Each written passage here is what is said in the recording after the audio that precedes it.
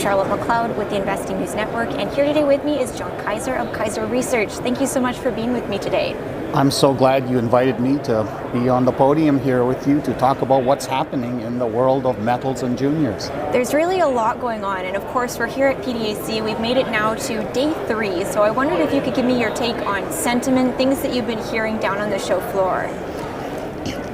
There is this sense that we are leaving behind a decade-long bear market for the resource sector and especially the juniors, and transitioning into a probably decade-long bull market that could potentially be very extraordinary. But there's this uncertainty. I call it like being in the eye of the hurricane, where you're sensing these things. And my feeling is that we're going to transition in the next quarter. We're going to violate the PDAC curse, which is this terrible thing. Everybody gets excited for PDAC, and then right afterwards, in anticipation of sell in May and go away, everybody does so in March and April, and it goes down. Every once in a while, it gets violated. I think this is going to happen in the next quarter. And the theme that people are, when I walk around the booths and ask people, oh, well, what are investors or delegates and that asking about? And they all grumbling, lithium. They all want to know if I have lithium property and all that. But I think lithium's going to be, the jump start for this. It's going to trigger a great Canadian area play in the Quebec James Bay region, and also copy itself in other parts of Canada. But the bull cycle affects all metals across the board. Really interesting. I've definitely also been hearing here that focus on critical minerals, on lithium. And I remember when we spoke at PDAC last year, it was in June, they had that summer PDAC, you were really excited about lithium, in particular Eastern Canada. I know now that you're focused on James Bay as an area play, so we'll talk about that. Can you explain first, so for people who may not know, what is an area play? An area play is when somebody comes up with a new discovery that's bigger and different from what was generally understood for that area.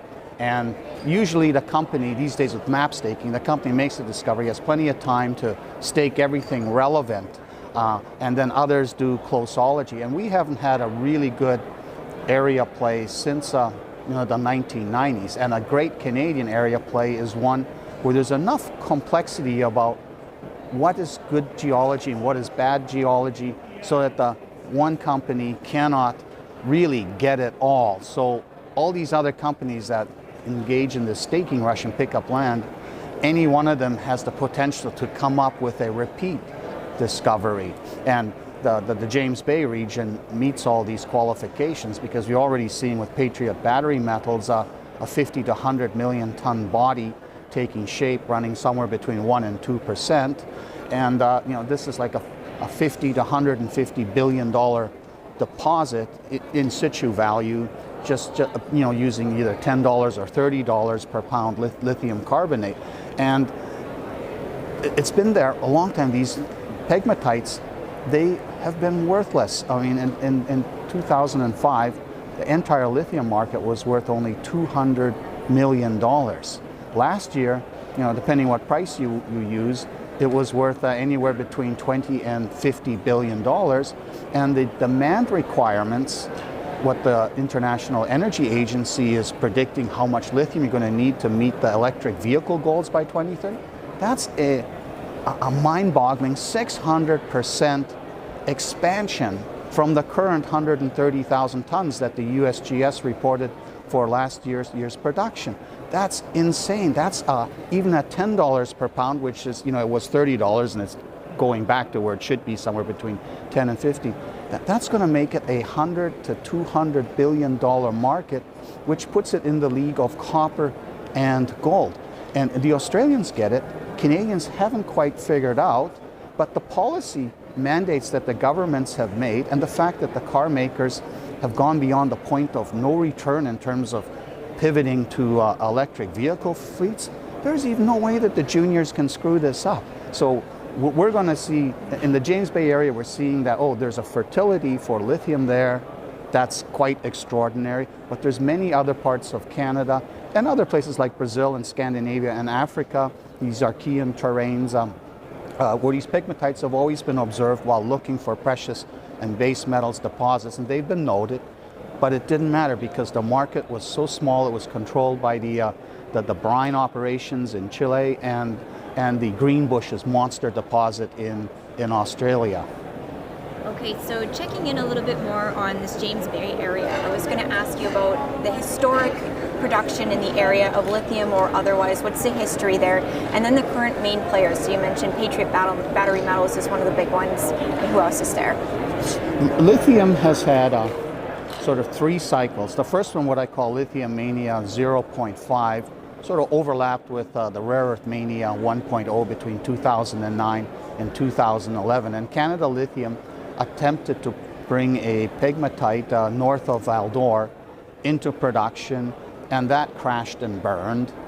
Lithium Mania 1.0 started around 2015, and that's when people started taking Tesla seriously, and Tesla cars were being sold, and said, oh, there's going to be a lot of lithium demand coming. And that's when the Australians woke up, and they had these in the Pilbara Craton, and that they had all these pegmatites there, and companies like Pilbara Minerals, they grabbed them and ramped up the supply. And at that time, lithium carbonate was $10-12 a pound, which was good for pegmatites. But the Australians were so good at mobilizing new supply that they overshot the EV adoption. And so the price crashed below $3 in 2018, where none of these pegmatites really make sense. And the surprising thing in 2021, after a 4-year U.S. administration that did its best to eliminate fuel efficiency standards and promote fossil fuel combustion cars, suddenly we saw that the car industry had gone all in. They totally ignored all the political blather and the climate change skepticism, and then it started to reverse in 2021.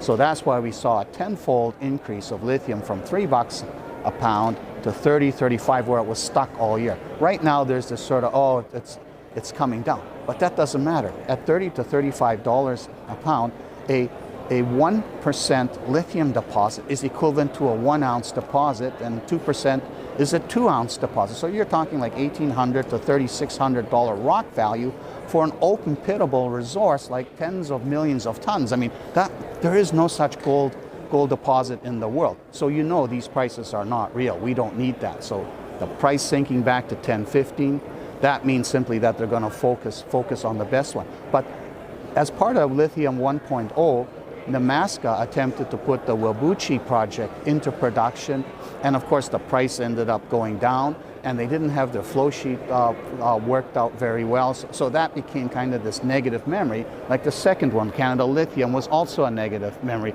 though Sayona is now has taken over this and is using it as a sort of a hub for developing additional projects in the area, and Nemaska's Livent is busy getting that back in action. And the Moblan deposit farther south, that's now owned by SOQUEM and a couple others. They're working on getting that into production. And the CYR project, which Lithium One, a Paul Matizek company back as part of Lithium 0.5, it had been bought out, ended up in an Australian company called Galaxy. It's now owned by Allchem, which is also putting this into production. So this is not something new. Critical Elements has the Rose, which is now going through the final permitting stages. It's not as high grade as we would like, but it's still in the money even at $10-12 per pound. And the governments are waking up that we can talk all we want about our climate change goals and that, but unless we start supporting this mine development, it's all BS what we're talking about. And the International Energy Agency, in this fabulous report they put out in January, one of the things it homed in on was the horrible 10 to 15 year timeline to get a new mine into production. And they're saying it's this redundant regulatory processes and slow motion processes rather than do it right but do it fast. This is a major obstacle. So one of the things I'm kind of expecting at a place like PDAC, where in the past, all the government agencies are all clucking about what the mining companies can do better in ESG terms. Well, now the question really is, well, okay, what can we government agencies do to make this happen, to help you guys do this? And it's quite simple. Everybody, 30 years of learning how to properly treat the water and the environment and all that. We have all the rules. They don't have those rules in Russia and China. Those are environmental cesspools. We've been parasites on cheap raw material supply from them. And that, in addition to this energy transition goals, we've got this geopolitical conflict, this rupture between autocracies and democracies. And I don't see this having a positive resolution. Even if America turns into an autocracy, it's going to be an autocracy hostile to China and Russia. So we have a security of supply problem descending upon us, where we're going to have to develop alternative sources. They're going to be higher cost because we have different standards than they have in these other parts of the world. And we're in this, again, the eye of the hurricane, we're in this sort of suddenly realizing, waking up, we have to adapt to this new reality. We're literally entering a type of a war footing in terms of the future and raw material side. This is why I'm so bullish that this year the PDAC curse is going to be violated. You know, it's really interesting. A couple of people have made a similar point to me just here at PDAC over the last couple of days, which is that governments seem very happy to provide funding for projects like this, but on the project development side, there's a lot of hurdles in terms of permitting, etc. Do you see that as well?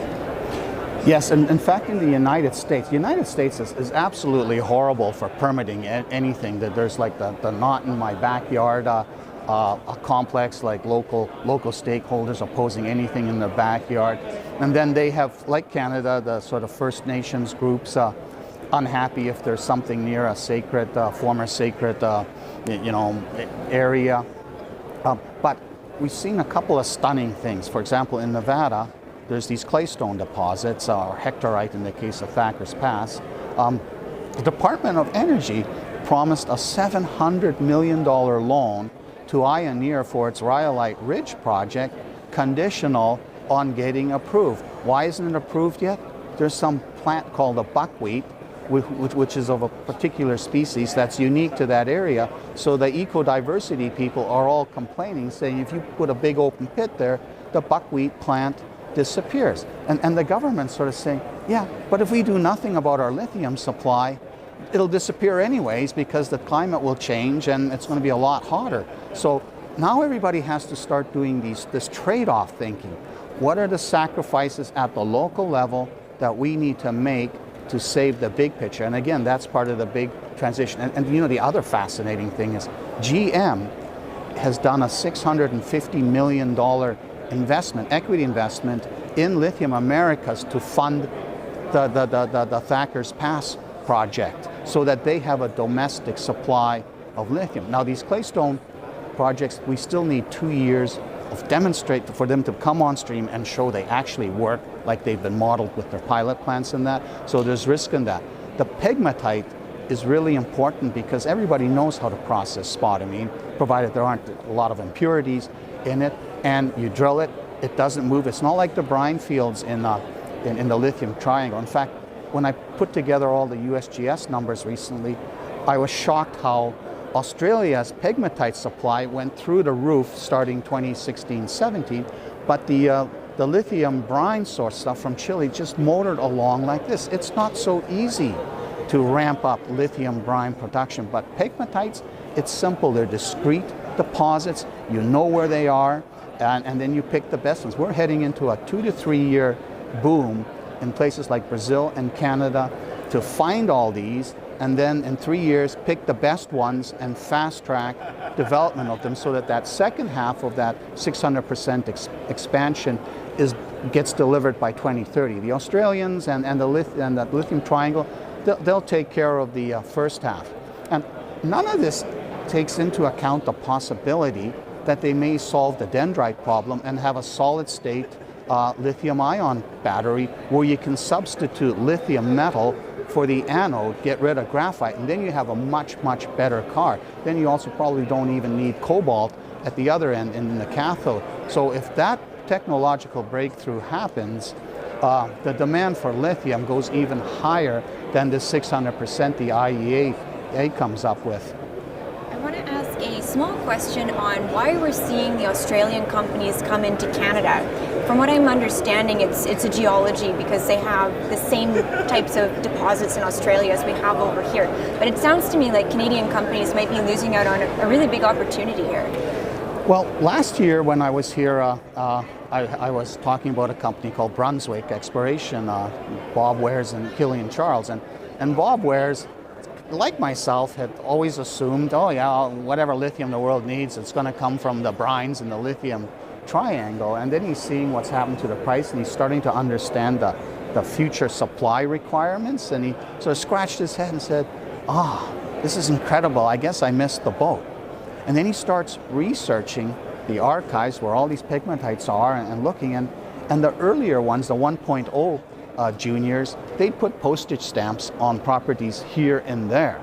But they hadn't thought in terms of belts, trends and so on. So Brunswick, which was 15 cents like in June of last year, is now over $1 with a big treasury of over $16 million. And it has probably 600 pegmatites within multiple projects all over Canada. So Brunswick has done what the Australians did in 2015-16. Like these pegmatites, because of the small market that was dominated by two major sources and demand wasn't really growing, they'd been documented. And they went in there and found these old ones, these existing things, and acquired it.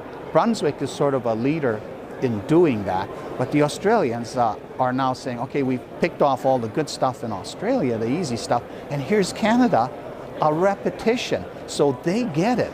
The Canadians don't get it. They don't quite understand. They don't understand the scale of the future lithium market. They don't understand what's in our backyard. And the beauty is, it's starting to happen with the companies. The juniors are in there. Now there's several Australian companies, and the bigger Australian companies, they're walking the floor here. They're talking to the lithium juniors, wanting to get to know them so that they can farm in or do stuff. So we're right at this cusp of this awakening about this extraordinary pegmatite-based lithium boom in Canada, not just in James Bay, but Saskatchewan, Manitoba, Ontario, even the Northwest Territories, and perhaps even British Columbia.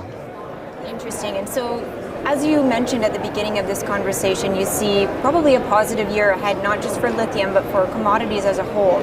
So I think we should talk about things like recession concerns, inflation, because I know that some people are worried that these things could put a damper on what's going on in the markets. Well, the thing that the International Energy Agency is saying that, well, like we need 50% more copper on top of what the macro economy is going to require over the next 8 years. So we're talking about $180 billion market jumping to a $270 billion just by accommodating the needs of the electric vehicles, and that assumes copper stays at $3.50 or so a pound. These policy-driven and longer-term electric car maker goals, they transcend what's likely to be a recession. So I'm of the view, I'm very pessimistic about the general economy. I think they're going to be forced to keep the interest rates high because the whole reshoring due to this geopolitical conflict, it's expensive, it's capex, and it has higher opex because there are better standards here. So there is for a period of time, structural inflation in there, and the numbers are going to look bad. They're not going to get it back to 2%, so they're going to keep pushing the rates up, probably to a dangerous level where they tank real estate prices and create a really big problem. But the physical metal supply, these are real and hard things that are going to be on everybody's radar regardless of the economy. So I could see a bull market in juniors even while everything else is languishing. Interesting. So the way you've laid it out sounds like there are a lot of opportunities out there. So as we're finishing up, I wondered if you could help investors narrow it down. How can they focus their efforts and hopefully make a profit out of these circumstances? Well, I think the immediate focus should be on the lithium sector because it's relatively simple. It's quick to delineate these deposits, unlike rare earths and diamonds and that, where you have a lot more research to do with the flow sheet. In the case of diamonds, figure out what the value is. You can very quickly see what's in front of you. And the Patriot Battery Metals example with the Corvette, they publish all the results. Everybody is doing the little block models, and they say, okay, I see what grade this is. I know I can plug in the numbers. I can see the value. So this is a space that will jumpstart everything, but it will spread to like copper. Copper is going to be really important, and even gold. I mean, with this central banks, the autocratic central banks shifting into trying to get away from the weaponized U.S. dollar as the means for paying for goods that are traded. They're trying to use their own currency, but nobody really likes each other's currencies, like the ruble or the renminbi. So gold is turning into a bridge, and central banks are starting to buy gold at a greater level. They've been net buyers of it in the past decade, but last year we saw this step up a notch, and I think this will continue. And they're not eager to see gold crank up, so you're not going to see gold soar to $3,000 or anything like that. But if you see a higher, a gradual uptrend that's higher than the, it's just adjusting to the inflation rate, this is really good for the gold sector because it lowers the bar for what grade counts as being economic. So gold, even though gold is useless, is going to be parallel to all these useful metals, and there's the so-called critical exotic ones, and then there's the base metals like copper and nickel. These are the spaces to look at, and they're all going to boom in the next while. Reminds me, this is a question that I heard somebody ask here at PDAC because of the focus that we're seeing on critical minerals. I think the question was, is gold a critical mineral too? No, gold is not a critical mineral. I mean, gold is a special asset class that people use to hedge uncertainty with regard to financial system and property title rights and so on, because it's compact, it's valuable, you can hide it away. When all hell breaks loose and countries go into a coup and the financial system collapses and all property title gets confiscated, you can still have your gold. So it's this hedge, this insurance policy. You don't really want to cash in your gold, you just own it. And as the global economy keeps growing and growing, the demand for gold naturally increases, and the price has to increase because we're producing 100 million ounces of gold each year, but the grade is declining, and unless we see a rise in the metal price, we're going to see a decline in gold prices. So I think we could see some upwards adjustments in the price of gold. That, of course, this market, I hate it that the market like today, gold's down 20 bucks down. So green, all red on my screen. Like who cares? It's just fluctuation. And when it goes up, they get all excited. We need to get away from that. We need to understand that long term, gold is going higher and ignore these daily fluctuations. Great. I think that's a good place to wrap it up, unless you had any final thoughts that you wanted to leave investors with. No, I just think people should look at this space and say, after a 10-year bear market, the trading value on the venture exchange of the resource listings, it's now over 70%, has been over 50% all of last year. For much the last decade, non-resource listings dominated cannabis, crypto, all those stories are dead, and that AI stuff, that's not going to be something that Canadian juniors get into. So the resource listings are taking back their place in terms of risk capital speculation for Canadians, and of course European and American audiences are also part of this. Okay, well, thank you so much for coming by today to share your thoughts on what's going on in the resource space. That was really great. Thank you very much, Charlotte. Thank you. And once again, I'm Charlotte McLeod with the Investing News Network, and this is John Kaiser of Kaiser Research.